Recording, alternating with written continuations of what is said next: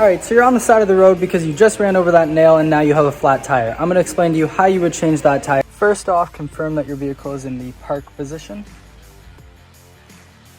Locate your spare tire with your jack. Now, before lifting up your vehicle, make sure every lug nut is broken loose. So just go ahead and break every lug nut.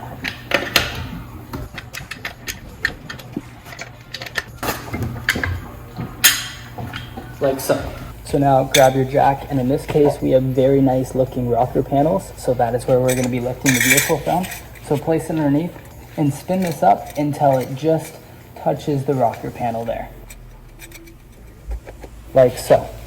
So once it touches the rocker panel here, grab the bar that you just broke all your lug nuts loose from and start spinning it up until the tire is just off the ground. Okay, so now you have your vehicle lifted up just enough to where the tire is off the ground and you can spin it freely.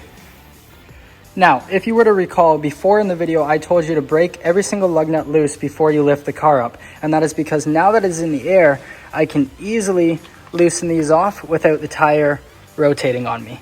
So take off all your lug nuts. Okay, so now that every lug nut is off, take your wheel off like so and set it off to the side.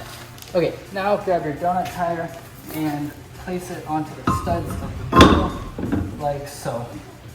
Okay, so now grab your 5 lug nuts and spin them onto each individual stud like so.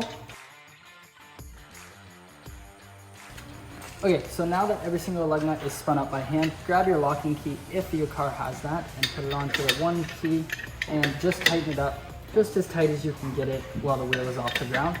You do that because when you set the wheel onto the ground, the wheel's not going to go cockeyed or anything when it's on the ground. So just tighten them all up like so. Doesn't need to be super tight, but just enough. Okay, so once all the lug nuts are tightened, just spin the jack until the vehicle is back onto the ground. Okay, so in this case, you're on the side of the road, so you don't have a torque wrench, so it's kind of just really as tight as you think you need them to be. So go in a star pattern, starting at this one.